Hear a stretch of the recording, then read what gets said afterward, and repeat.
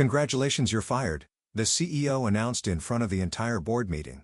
I calmly handed him my credentials and said, "Then I suggest you explain to the investors why the entire system is resetting in 10 minutes. As I left the building, the panic started when, "Congratulations, you're fired." The words hung in the conference room like smoke. I looked at Trevor Williams, the Chief Executive Officer of Hologet Systems, then at the 12 board members seated around the mahogany table. Nobody met my eyes. "My name is Joel. I'm 49 years old and until 3 minutes ago, I was the Chief Technology Officer of the company I helped build from the ground up. 15 years of my life poured into servers, code, and late nights debugging systems that kept this place running." Trevor had that smug smile he wore when he thought he was being clever. The same expression he had when he took credit for my network security overhaul last year.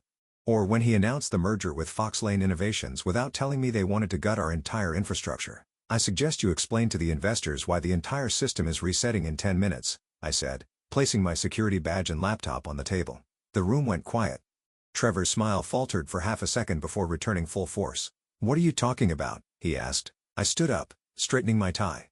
"The automated maintenance protocol I installed last month. Every 30 days, the system performs a complete reset and requires manual authorization from the Chief Technology Officer to restart. That's me.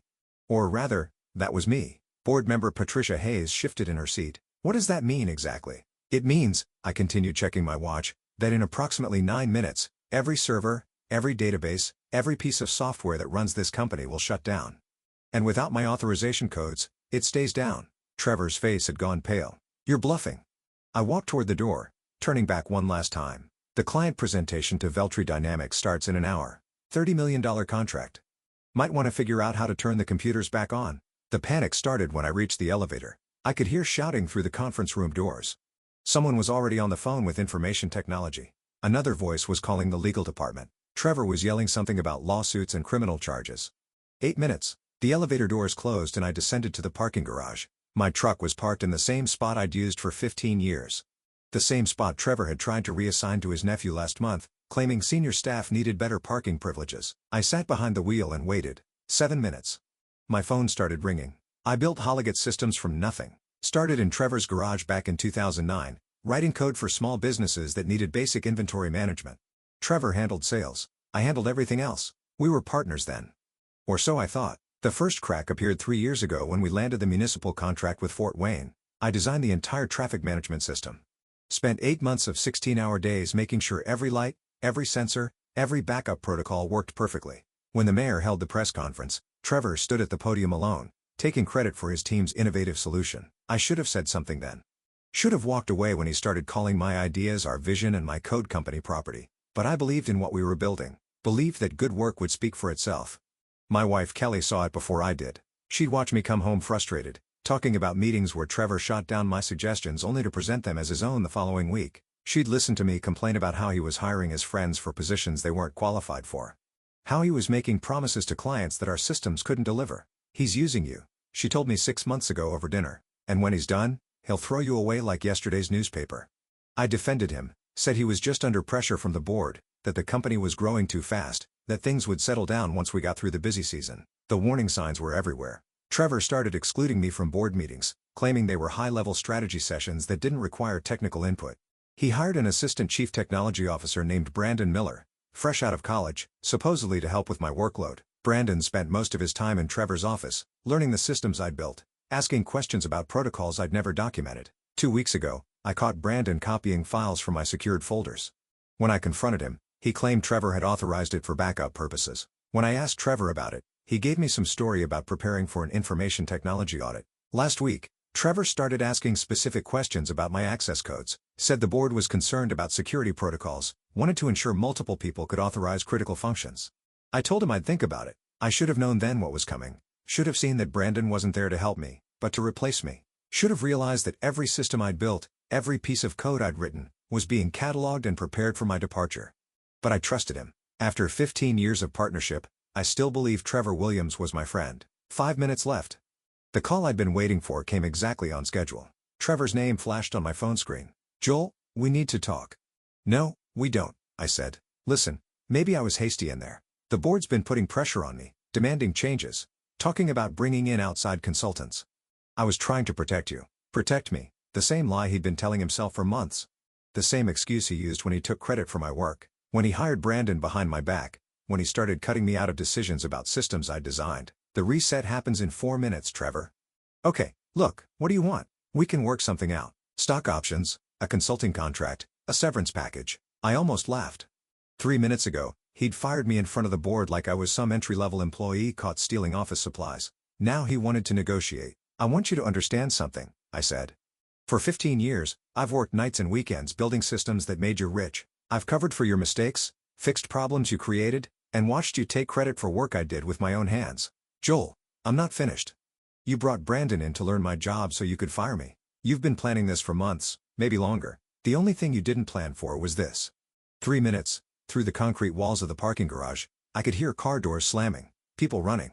Someone was probably racing to the server room, thinking they could manually override the shutdown. They couldn't.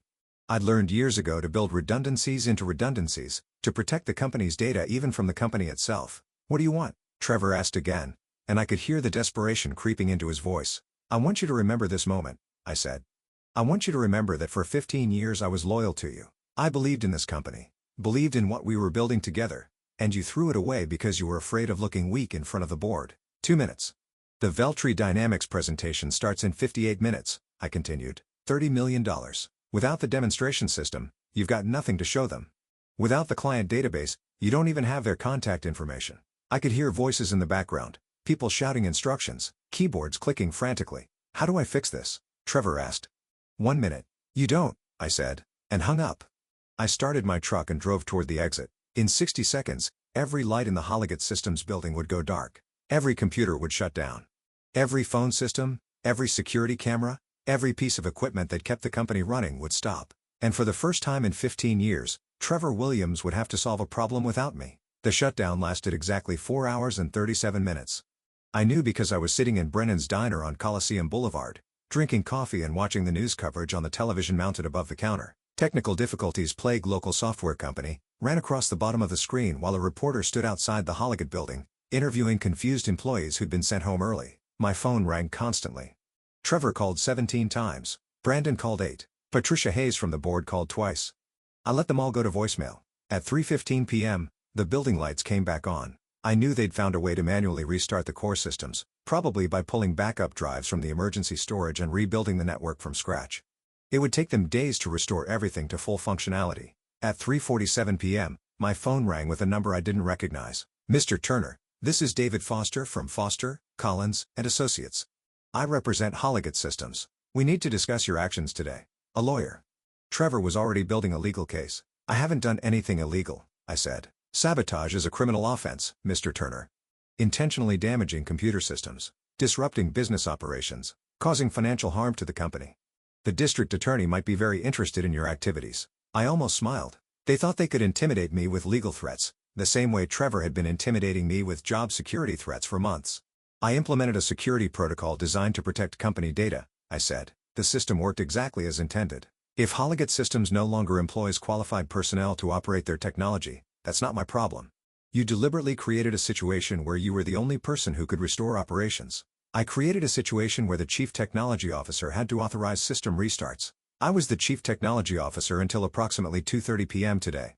The lawyer was quiet for a moment. Mr. Turner, I think you're underestimating the seriousness of your situation. The Veltri Dynamics contract was lost due to your actions. $30 million in revenue. Multiple other clients experienced service disruptions. The damages could reach into the hundreds of millions. Hundreds of millions. Trevor must have fed him inflated numbers, hoping to scare me into compliance. The contract was lost because Trevor Williams fired his Chief Technology Officer 10 minutes before a critical presentation, I said. Poor management decisions aren't my responsibility. We have documentation showing you created unauthorized access restrictions, implemented shutdown protocols without board approval, and deliberately withheld information necessary for business operations. Now I understood. They weren't just threatening me with criminal charges. They were building a civil case, claiming I'd sabotaged the company. Trevor was going to sue me for damages, try to take everything I owned, destroy me financially so I could never compete with him. Document this, I said. Any legal action taken against me will result in full disclosure of all Holliget Systems security vulnerabilities to the public. Every backdoor, every unpatched system, every shortcut Trevor approved against my recommendations. Let's see how many clients want to work with a company whose former Chief Technology Officer testifies that their systems are fundamentally insecure. The line went quiet. You're threatening to reveal proprietary information? I'm promising to tell the truth about the company's technical capabilities, under oath if necessary.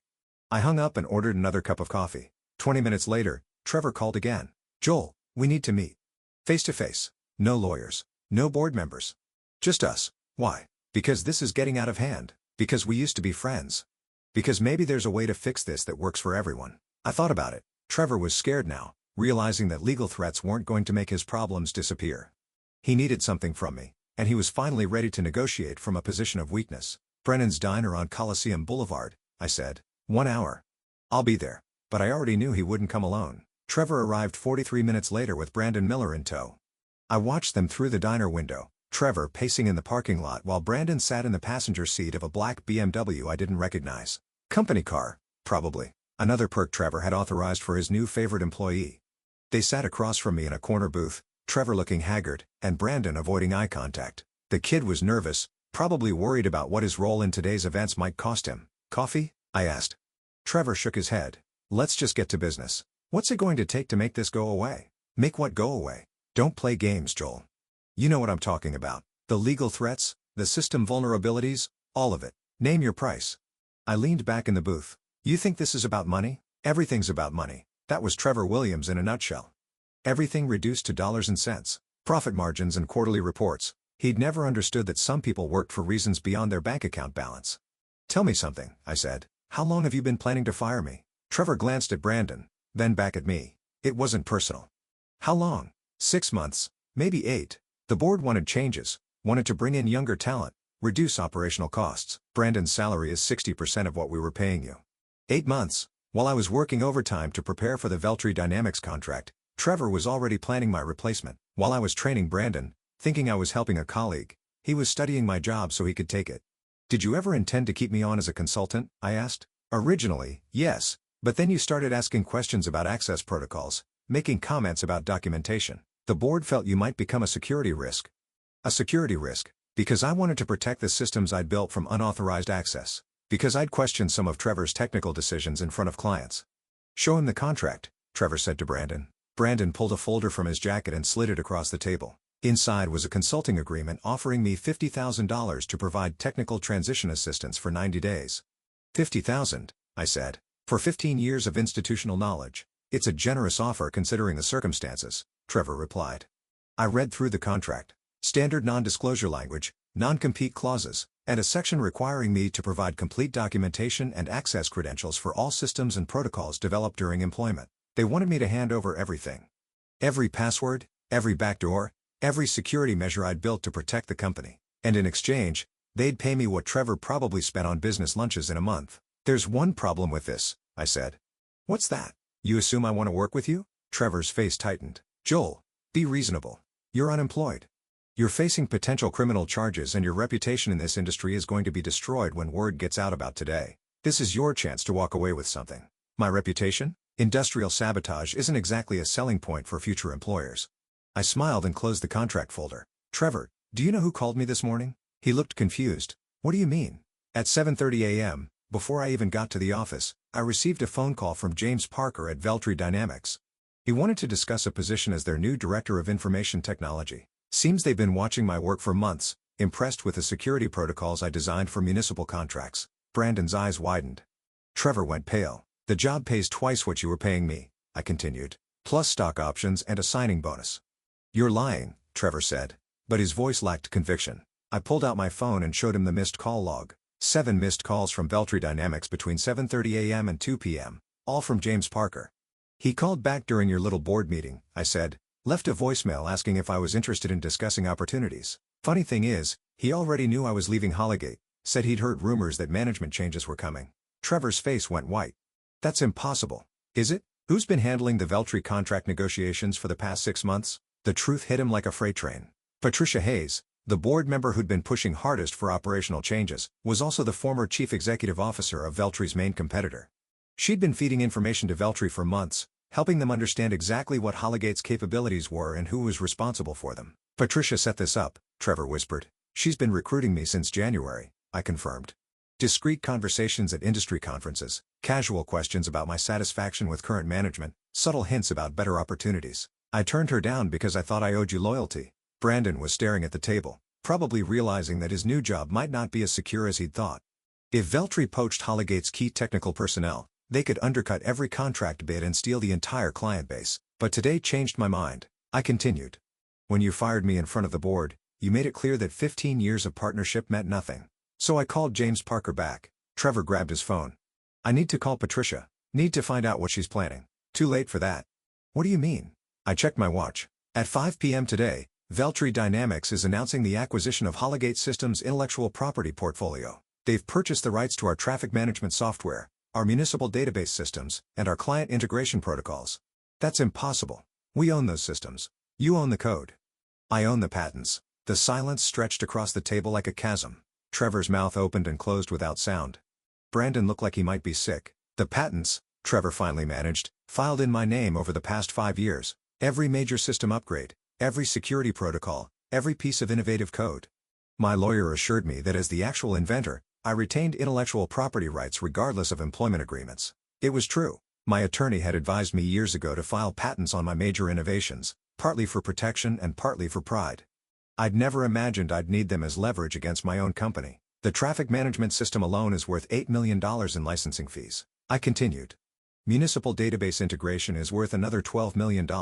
Security protocols, client management systems, backup redundancies. Veltri estimates the total portfolio value at $37 million. More than the contract Trevor had lost by firing me. More than Holligate's annual revenue. Enough to put his company out of business if a competitor controlled the technology. You can't do this, Trevor said. I already did. Signed the licensing agreement an hour ago. Veltri gets exclusive rights to my patents for 5 years. In exchange, I get a director position, equity in their company, and 20% of all licensing revenue. Trevor was staring at me like I'd grown a second head. The same expression he'd worn earlier when I told him about the system reset. The look of a man realizing he'd miscalculated badly. What happens to Holligate? Brandon asked quietly. That depends on Trevor, I said. Veltri's willing to negotiate a licensing agreement that would let you continue using my patents. For a fee. How much? 55% of gross revenue. The number hung in the air like a death sentence. The bankruptcy filing came 6 weeks later. I was sitting in my new office at Veltri Dynamics, reviewing system architecture plans for a municipal contract in Phoenix, when my assistant brought me the news. Holligate Systems had filed for Chapter 11 protection, citing unsustainable operational costs and loss of key intellectual property rights. Trevor had tried to fight it. He'd hired 3 different law firms, challenged my patent claims, and even attempted to have me arrested for corporate espionage. Nothing stuck. The patents were legitimate, the licensing agreement was ironclad, and my departure from Holligate had been entirely his choice. He'd also tried to operate without my systems. For 2 weeks, Brandon and a team of contractors attempted to rebuild the infrastructure from scratch, creating new code to replace the patented algorithms. The results were disastrous. Client databases crashed, security protocols failed, and the traffic management system for Fort Wayne went down for 36 hours, causing chaos throughout the city. The lawsuits followed quickly. Fort Wayne sued for breach of contract. 3 other municipal clients terminated their agreements. Veltri Dynamics, now armed with my proven systems, swept in to capture every abandoned contract. Patricia Hayes resigned from the Holligate board 2 days before the bankruptcy filing.